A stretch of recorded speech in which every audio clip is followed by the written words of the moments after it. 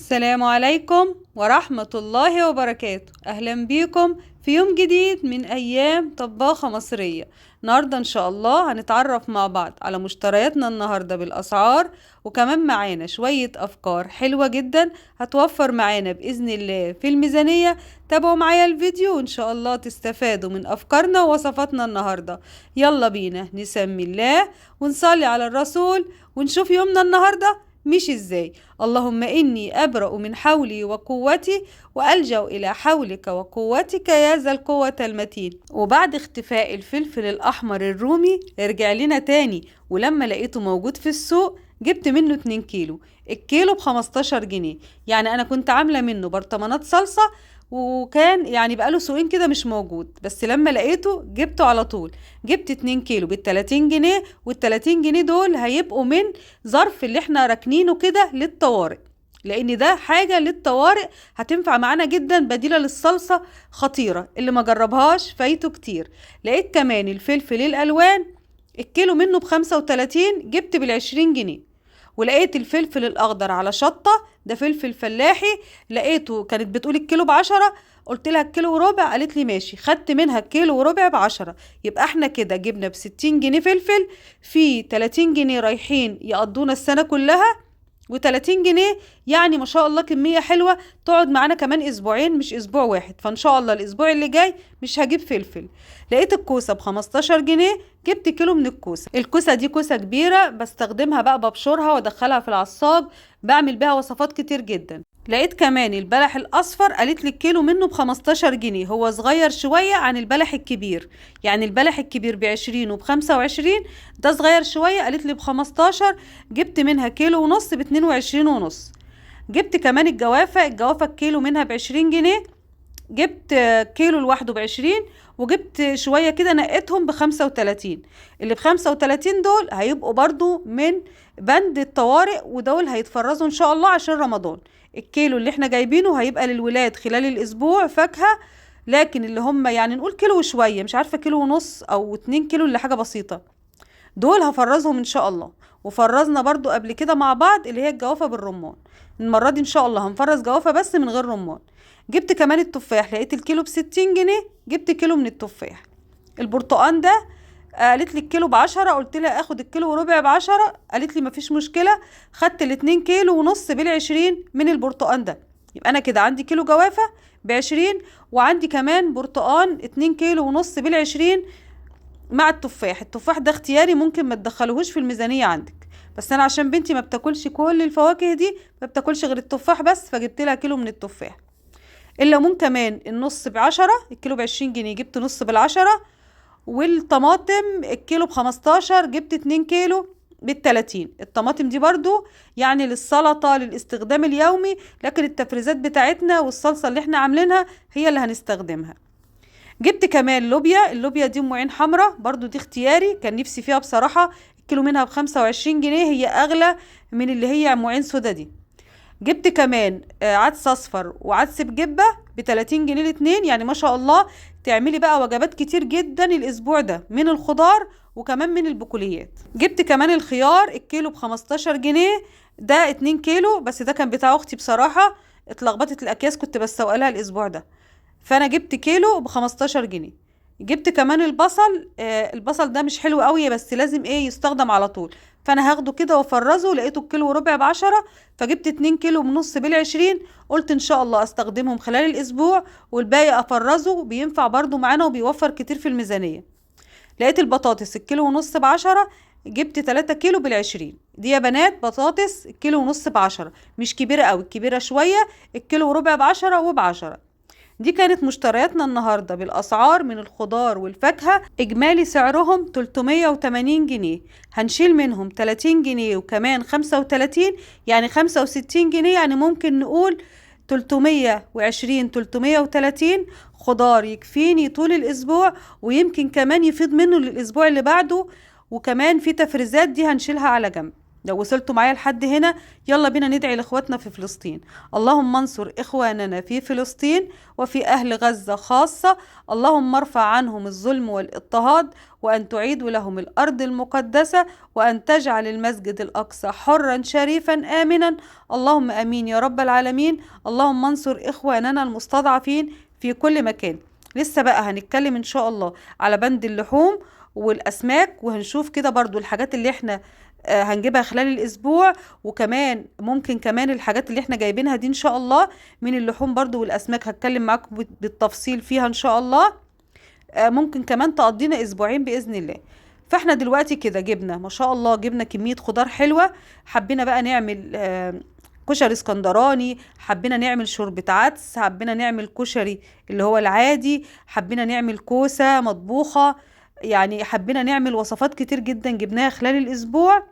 وكمان هنفرز الجوافة ان شاء الله علشان رمضان، وكمان هنفرز الفلفل اللي هينفعنا. يعني بما ان الطماطم غالية، الفلفل ده طعمه حلو وكمان بيخلي لون الصلصة حلو وبيوفر كتير جدا. فلو متوفر عندكم هاتوه، لو مش متوفر تقدري تجيبي الفلفل الاحمر اللي هو الالوان ده، بس برضو حاولي تجيبي يكون سعره الى حد ما معقول عشان يوفر معاكي كتير. دلوقتي انا منضفه التلاجة بتاعتي ومخليها زي الفل كده، ومستعده ان احنا نحط فيها الخضار والفاكهه. قبل ما بنزل السوق بمسك التلاجة افضيها واشوف ايه اللي ناقص وايه اللي انا محتاجاه، علشان اما انزل ما اجيبش حاجات تكون اصلا موجوده عندي. الطماطم كان عندي شويه طماطم قديمه مع شويه طماطم كده كمان من الجديده، وهعمل كده تسبيكه على جنب بحيث ان هي تقضيني لو حبيت اعمل بقى طاجن كوسه في الفرن، او حبيت اعمل اللوبيا بتاعتنا.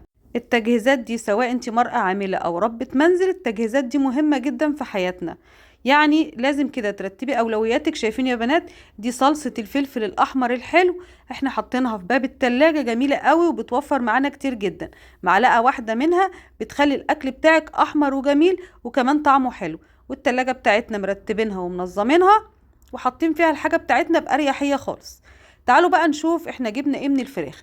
انا جبت فرخة واحدة بس كبيرة. يعني في الفيديو بتاع المشتريات في ناس كتير عجبها التقسيمة بتاعت الفراخ وكانت عايزة الطريقة بالتفصيل. في فيديو قديم حطيت الرابط بتاعه، بس ان شاء الله حبيت اوريكم لو جبنا فرخة واحدة ممكن نعمل منها وجبات كتير جدا ان شاء الله.